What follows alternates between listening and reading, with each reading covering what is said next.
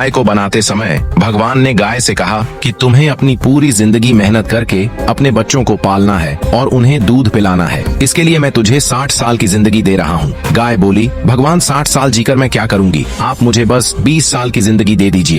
जब भगवान ने कुत्ते को बनाया तब उसे कहा कि तुम्हें लोगों के दरवाजे पर जाकर भौंकना है, इसके लिए मैं तुम्हें 20 साल की जिंदगी दे रहा हूँ। तो कुत्ता बोला कि भगवान मेरी जिंदगी 10 साल बहुत है, मैं 20 वर्ष जी के क्या करूंगा। भगवान बोले ठीक है। बंदर को बनाते समय भगवान ने कहा कि तुम्हें लोगों को हंसाना है और इसके लिए मैं तुझे 20 साल की जिंदगी दे रहा हूँ। बंदर भी बोला, भगवान मेरी जिंदगी 10 साल बहुत है। भगवान बोले ठीक है। इंसानों की बारी आई तब भगवान बोले कि मैं तुम्हें 20 साल की जिंदगी दे रहा हूँ, इसमें तुम खाओ पियो और खूब मजे करो। तब इंसान बोला कि भगवान इस 20 साल की छोटी जिंदगी से क्या होगा। तो भगवान ने कहा कि कुत्ते और बंदर के बचे हुए 10-10 साल और गाय के बचे 40 साल तुम रख लो। इसलिए इंसान जन्म के बाद पहले 20 साल खूब खाता पीता है और मजे करता है, लेकिन अगले 40 साल जो उसे गाय से मिले उसमें वो गाय की तरह ही खूब मेहनत करता है और अपने घर का पालन पोषण करता है। अगले 10 साल जो बंदर से मिले उसमें इंसान बंदर की तरह ही अपने पोता पोतियों को हंसाता है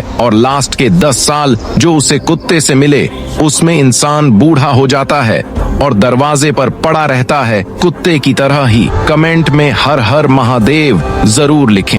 इस अपमान से आहत होकर माता लक्ष्मी हमेशा के लिए वैकुंठ छोड़कर चली गईं और यहीं से शुरू होती है दुनिया के सबसे अमीर मंदिर तिरुपति बालाजी के बनने की कहानी। महर्षि भृगु ने गुस्से में आकर भगवान विष्णु की छाती पर जोर से लात मार दी। छाती पर माता लक्ष्मी का वास होता है। इस अपमान से आहत होकर माता लक्ष्मी हमेशा के लिए वैकुंठ छोड़कर चली गईं और यहीं से शुरू होती है दुनिया के सबसे अमीर मंदिर तिरुपति बालाजी के बनने की कहानी। वैकुंठ छोड़ने के बाद माता लक्ष्मी सीधे पृथ्वी पर आ गईं। यहाँ दक्षिण में एक राजा थे, आकाश राजन। एक दिन जब राजा एक यज्ञ के लिए मिट्टी खोदने के लिए जमीन पर अपना कुदाल चलाते हैं तभी जमीन फटती है और एक चमकता हुआ कमल का फूल बाहर आता है। उस फूल में एक नन्ही सी दिव्य बालिका थी। राजा ने उस बच्ची का नाम पद्मावती रखा और उसे अपनी राजकुमारी की तरह बड़े लाड़ प्यार से पाला। उधर भगवान विष्णु माता लक्ष्मी के बिना बहुत उदास हो गए। उन्हें ढूंढते हुए वो धरती पर तिरुमाला की पहाड़ियों पर आ गए। माता के वियोग में वो इतने दुखी थे कि उन्होंने खाना पीना छोड़ दिया और एक चींटी के टीले के अंदर बैठकर गहरे ध्यान में चले गए। भगवान को भूखा देखकर एक गाय रोज उस चींटी के टीले पर जाती और अपना सारा दूध उसके अंदर गिरा देती थी। एक दिन गाय चराने वाले ने यह देख लिया। उसे लगा कि गाय दूध बर्बाद कर रही है। गुस्से में आकर उसने गाय को मारने के लिए अपनी कुल्हाड़ी खींचकर पूरी ताकत से उसकी तरफ फेंक दी। उस बेजुबान गाय को बचाने के लिए भगवान विष्णु तुरंत उस टीले से बाहर निकलकर सामने आ गए और कुल्हाड़ी का वह भयानक वार अपने सिर पर ले लिया। घाव बहुत गहरा था, सिर से खून बहने लगा और उस जगह के बाल हमेशा के लिए झड़ गए। भगवान को दर्द में देखकर वहां मौजूद उनकी एक परम भक्त नीला देवी से रहा नहीं गया। उन्होंने बिना एक पल सोचे तुरंत अपने सबसे सुंदर और घने बाल काटे और भगवान के घाव पर लगा दिए। बाल तुरंत प्रभु के सिर से झुर गए। उनका यह बलिदान देखकर भगवान ने नीला देवी को वरदान दिया, कलयुग में जो भी भक्त मेरे दर्शन करने आएगा और अपने बालों का दान करेगा उसका सारा अहंकार और पाप नष्ट हो जाएगा।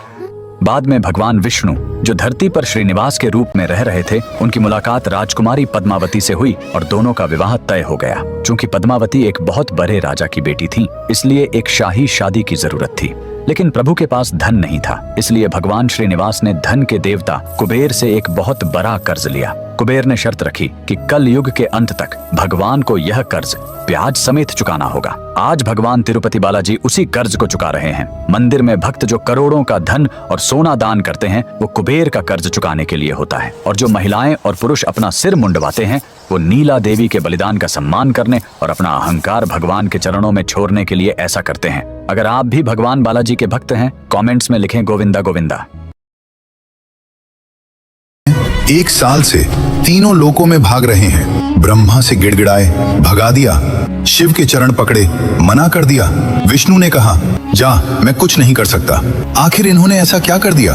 ये कहानी है महर्षि दुर्वासा, जिनके श्राप से स्वर्ग कांपता था। आज वो अपनी ही जान की भीख मांग रहे हैं। 1 साल से तीनों लोकों में भाग रहे हैं। ब्रह्मा से गिड़गिड़ाए, भगा दिया। शिव के चरण पकड़े, मना कर दिया।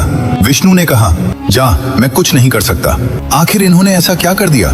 ये कहानी है सूर्यवंशी राजा अम्बरीश की। धन दौलत, सेना सब कुछ था, लेकिन इन सब से ऊपर बस एक चीज, नारायण की भक्ति। उन्होंने एकादशी का कठोर व्रत रखा। नियम 1, ठीक समय पर व्रत तोड़ना जरूरी है। एक पल की देरी और पूरा व्रत भंग। और ठीक उसी समय द्वार पर आ गए महर्षि दुर्वासा। अम्बरीश ने हाथ जोड़े, महाराज स्नान कर लीजिए, फिर साथ भोजन करेंगे। दुर्वासा नदी पर गए, जानबूझकर देर करते रहे। मंत्री घबराए, महाराज समय बीत रहा है। अम्बरीश फंस गए, अतिथि से पहले खाएं तो अपमान, न खाएं तो व्रत भंग। अम्बरीश ने बस एक घूंट जल पिया, न अन्न न फल। दुर्वासा लौटे, पता चला राजा ने पहले जल पी लिया। आंखें लाल, बोले, तेरी इतनी हिम्मत? जटा से बाल उखाड़ा, जमीन पर पटका, भयानक अग्नि राक्षस प्रकट। राक्षस दौड़ा अम्बरीश की तरफ, लेकिन अम्बरीश हिले तक नहीं, बस एक शब्द, नारायण। आसमान फटा, सुदर्शन चक्र प्रकट हुआ।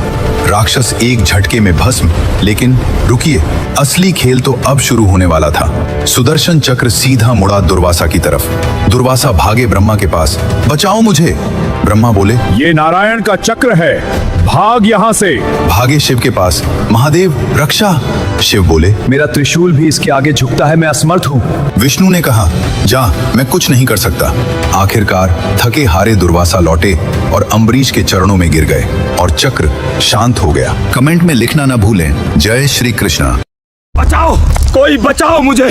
ये है महर्षि दुर्वासा, जिनके श्राप से स्वर्ग कांपता था। आज वो अपनी ही जान की भीख मांग रहे हैं। जब भगवान मनुष्य को बना रहे थे तो उन्होंने उसकी आंखों में आंसू क्यों रख दिए? आइए इस वीडियो में जानते हैं। देखो, सृष्टि के आरंभ में भगवान ने मिट्टी से मनुष्य का शरीर बनाया, उसमें जीवन प्रवाहित किया और चेतना का संचार किया। फिर उन्होंने उसकी आंखों के कोनों में एक सूक्ष्म चमकती हुई बूंद रख दी। उसके बाद भगवान ने मनुष्य को धरती पर भेज दिया, एक ऐसी दुनिया में जहाँ प्रेम भी था और पीड़ा भी। मनुष्य के जाने के बाद माता लक्ष्मी ने शांत स्वर में कहा, प्रभु, आपने उसे इतनी सुंदर सृष्टि दी, जीवन दिया, फिर उसकी आंखों में आंसू क्यों दे दिए? क्या दुख भी उसके भाग्य में लिखा है? तब भगवान मुस्कुराए और बोले, देवी, आंसू दुख का दंड नहीं, यह हृदय की रक्षा है। जब संसार की कठोरता उसे तोड़ने लगेगी तो आंसू उसके भीतर जमा पीड़ा को बहा देंगे, ताकि उसका मन पत्थर न बन जाए। जब उसे सच्चा प्रेम मिलेगा, शब्द कम पड़ जाएंगे, तब आंसू उसकी भावनाओं की आवाज बनेंगे। और जब वह सबके बीच अकेला होकर मुझे पुकारेगा, उसकी आवाज नहीं, उसके आंसू सीधे मुझ तक पहुँचेंगे। तभी से मनुष्य रोता है, क्योंकि ईश्वर ने उसे केवल जीने के लिए नहीं, महसूस करने के लिए बनाया है। तो बोलो, जय श्री हरि।